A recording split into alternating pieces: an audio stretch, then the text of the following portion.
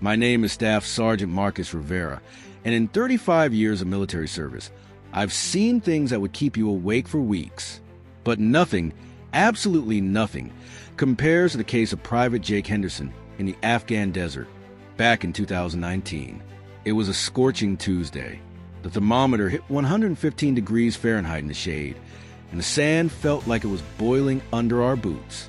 Our forward operating base had been set up for 2 weeks in the middle of nowhere, just military tents, communication equipment, and a security perimeter we checked religiously every 2 hours. Jake was a 22-year-old kid from small-town Texas. Blonde hair, piercing blue eyes, and a small scar on his chin from falling off his bike when he was 8.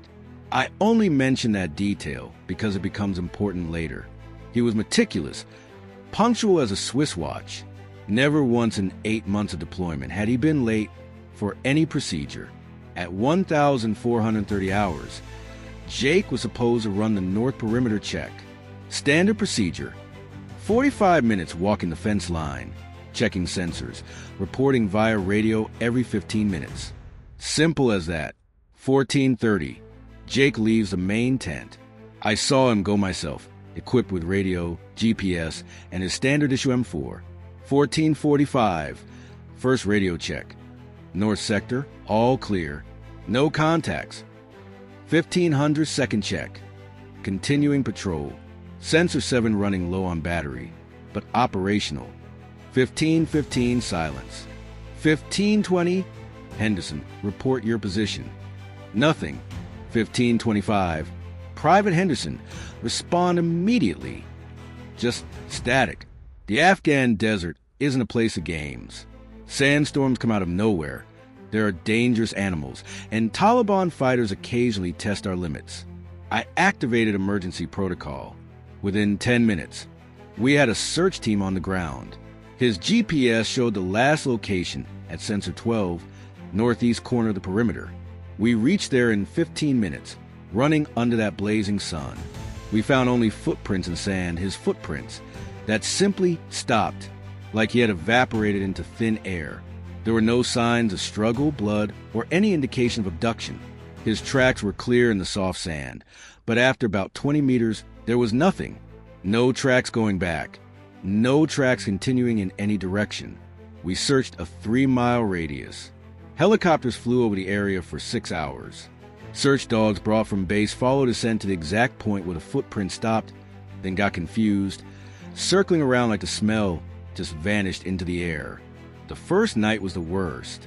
We imagined Jake lost in the desert, maybe injured, without water. Afghanistan at night drops to 60 degrees. That temperature swing can kill a man in hours. The impossible search. The second day started with a disturbing discovery. Our communications tech, Corporal Santos, came to me with his face pale as a sheet. "Sergeant, you need to see this." The security cameras. Our base had 12 cameras covering the entire perimeter. State-of-the-art military system.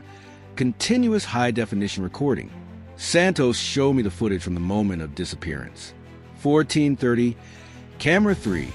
Jake exits the tent, walks toward the north gate. Everything normal. 14:32, camera 7. He passes the checkpoint, waves to the guard. His expression is relaxed, even smiles. 14:35, camera 11.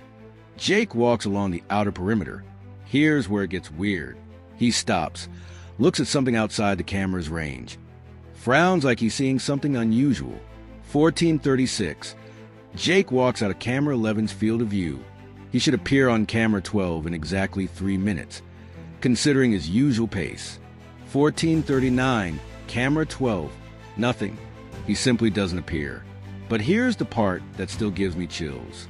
We reviewed the tapes multiple times, frame by frame. On camera 11 at 14:36:23, Jake is there. At 14:36:24, he's not. 1 second. He disappears between one frame and the next. Maybe it's a technical glitch, I said, trying to stay calm. Santos shook his head. "Sergeant, I tested the system 3 times. No glitch. And there's something else." He showed me the camera from the communications tent, internal view. At 15:47, More than an hour after the disappearance, Jake's radio transmitted message, but it wasn't his voice. It was just a whisper, barely audible. "I'm here. I've always been here." The recording lasted only 4 seconds. We analyzed the audio with all available equipment. The voice was male, but distorted, like it was coming from far away or underwater. We expanded the search. We contacted other military bases within a 125-mile radius. Nobody had seen Jake. We checked hospitals, police stations, even nomadic camps in the region. Nothing. On the second night, something more disturbing happened. Private Johnson, who was on guard duty in the early morning, swore he saw Jake walking across the internal courtyard at 0300. "Sergeant, I saw him. Clear as I see you now. He was in full uniform, walking slowly toward a supply depot." We checked the cameras from that time. Nothing. Johnson underwent psychological examination and drug testing, both normal. He insisted on what he saw. The third day brought more reports. Our cook, Sergeant Martinez, said she saw Jake in the breakfast line at 0630. He was right behind me. I even asked if he was okay, because he looked kind of lost. When I turned around again, he wasn't there anymore. Again, the cameras showed nothing. The inexplicable return. On the morning of the fourth day, I was in my makeshift office reviewing reports for higher command. How do you explain that a soldier had simply evaporated? How do you justify 3 days of fruitless searches? It was 0915 when I heard screaming from the courtyard. I ran outside and saw something that still gives me nightmares. Jake was there, sitting on the ground, in the exact center of the courtyard, in fetal position, covered head to toe with a thin layer of sand, like he'd been buried. His eyes were open, but he seemed to see nothing, just rocking slowly back and forth. We ran to him. "Jake, where were you? What happened?" He looked up at me, and I saw something I'll never forget. It wasn't fear, it wasn't confusion. It was like he had seen something his mind refused to process. His lips were moving, but no sound came out. Our base medic, Doc Williams, examined him immediately. Physically, Jake was fine. Dehydrated, but not severely. No injuries, no signs of violence. The strangest thing, he hadn't lost weight. 3 days in the desert without water or food, and he weighed exactly the same as when he disappeared. Even stranger, his clothes were clean under that layer of sand. The uniform, which should have been dirty, torn, or at least worn out, was pristine, like he had just gotten dressed. We took Jake to the infirmary. After 2 hours of hydration and rest, he finally spoke. "Sergeant, I never left here." "What do you mean, soldier?" "I never left the base. I've been here the whole time. I did my patrol, came back to the tent, had lunch, slept in my bunk. I've been here."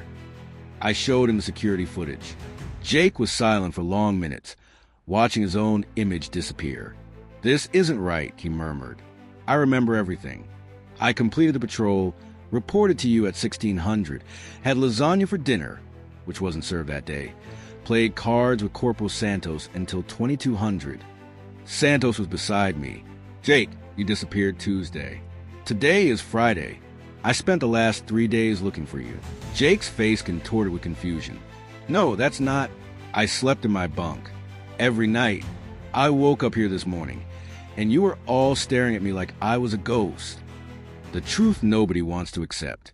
In the following days, we tried to reconstruct what happened. Jake underwent every possible examination. Psychological, neurological, toxicological.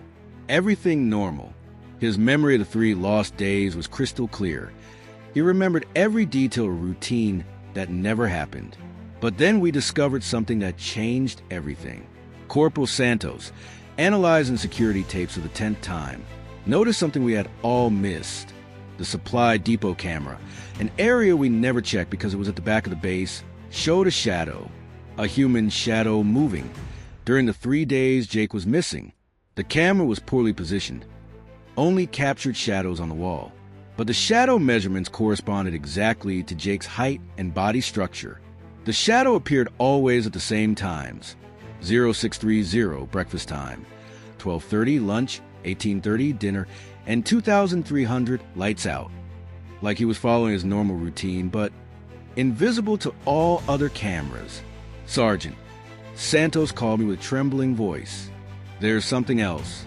We checked the base's water and food consumption during those 3 days. We're short exactly 3 meals. Someone or something had consumed Jake's meals during the 3 days, but no camera captured who. The case was classified as anomalous event and archived by higher command. Jake was transferred to another unit for mental health reasons, although all examinations showed he was perfectly sane. Before leaving, he came to see me one last time. Sergeant, do you believe me that I never left here? I looked at that 22-year-old kid with his chin scar and honest eyes and said, Jake, in 35 years in the military, I've learned there are things in this world we can't explain. What matters is that you came back. He smiled for the first time in days. Sergeant, can I tell you something? During those 3 days you say I was gone, I remember seeing you all looking for me. I was screaming, waving, but it was like you couldn't see me, like I was in a place that occupied the same space, but didn't exist at the same time.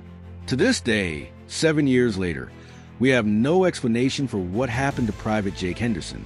The official report mentions temporary disorientation due to combat stress. But I know what I saw. I know what the cameras captured.